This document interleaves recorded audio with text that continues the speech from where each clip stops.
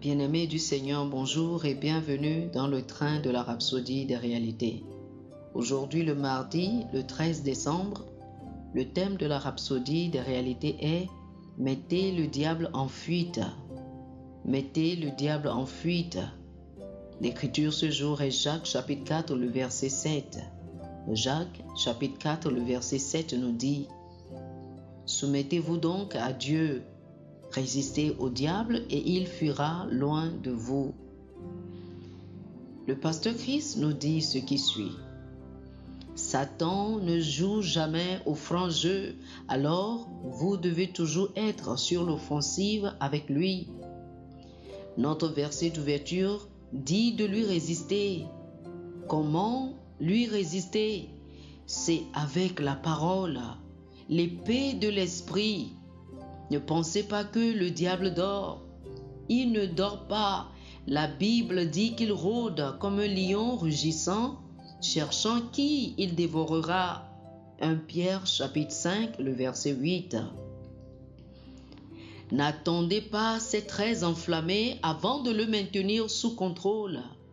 Ce que le diable aime faire, c'est d'avoir votre attention afin que vous soyez toujours sur la défensive, combattant pour récupérer votre paix, récupérer votre santé et force, ou bien pour amener les choses à l'état normal, toujours combattant pour restaurer quelque chose.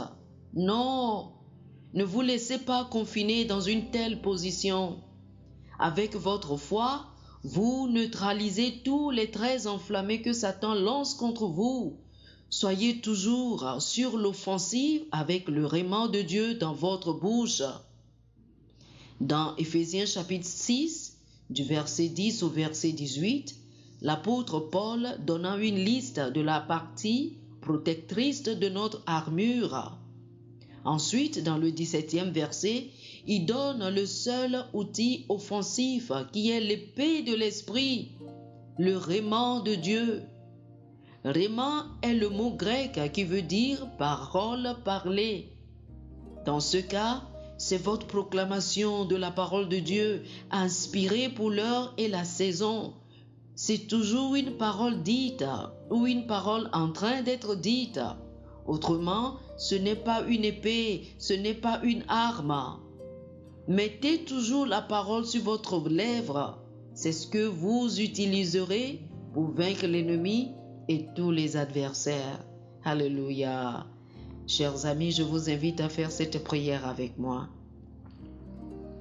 Cher Père, ta parole est dans mon cœur et dans ma bouche, dominant alors que je la déclare.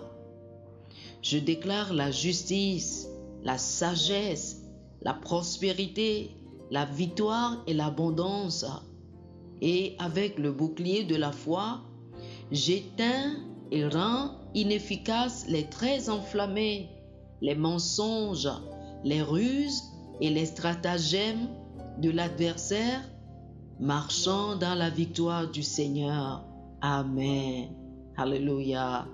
Pour plus d'études, je vous invite à lire Éphésiens chapitre 6, du verset 10 au verset 17, 1 Pierre chapitre 5, les versets 8 et 9, Éphésiens chapitre 6, verset 10 au verset 17, et 1 Pierre chapitre 5, les versets 8 et 9.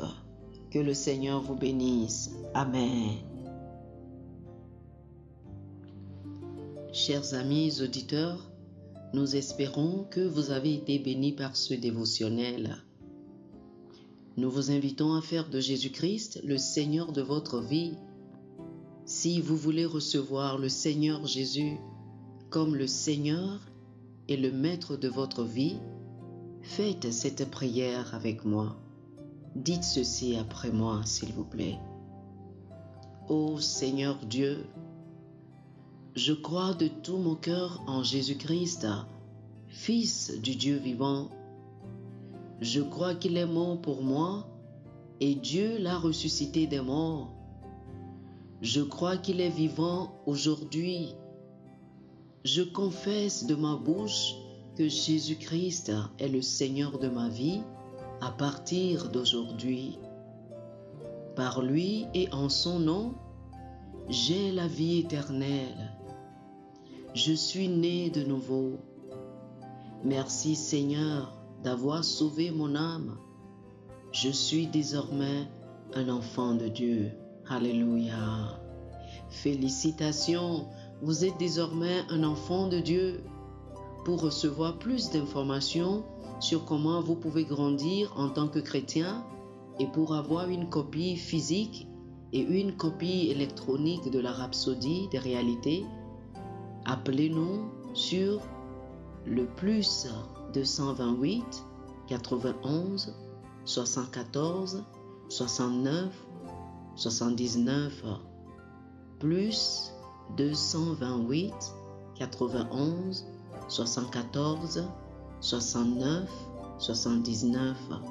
Que le Seigneur vous bénisse abondamment. Amen.